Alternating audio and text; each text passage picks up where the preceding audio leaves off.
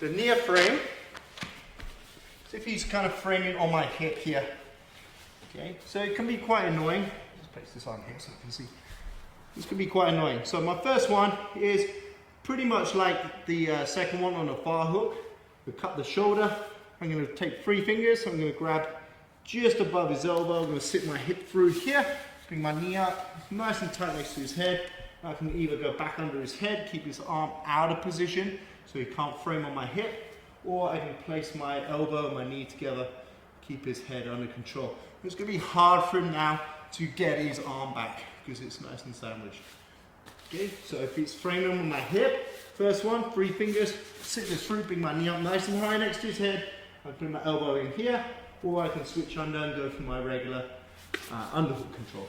Okay, the second one I can do is I can smash this.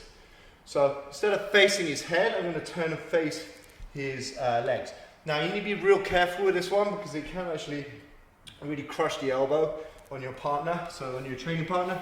So when I'm here, I'm going to switch to the overhook position, or I can shimmy my arm inside here, and then I'm just going to smash my hip down. So I can sprawl this down, get my butt here, and then start smashing his arm up.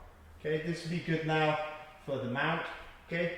Or I can start wiping this arm back around and start getting a good wrap up with my partner.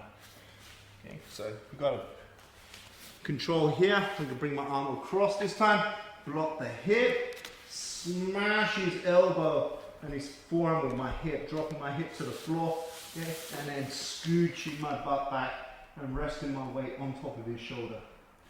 Okay? The third way I can do is what we call a leg weave.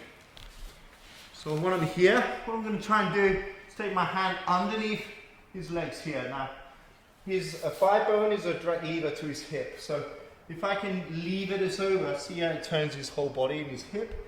That's going to leave me a little bit of space to drive my knee up. So when I'm here, I'm going to switch my arm through, turn his hip, and then I'm going to start scooching my body around so I'm right by his hips, and then push my knee right up underneath his arm. Okay, so I get this good position. I can then let go here, control the hip, or look for the underhook on this side. Get a nice control position with the frame out of position.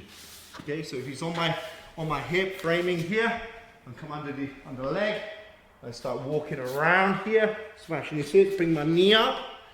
So by doing this, he brings his elbow away from the floor. When he's here, his elbow is on the floor so he can maintain the frame. As soon as I go here, the elbow will come up. It allows me to slide my knee underneath, okay, and smash this.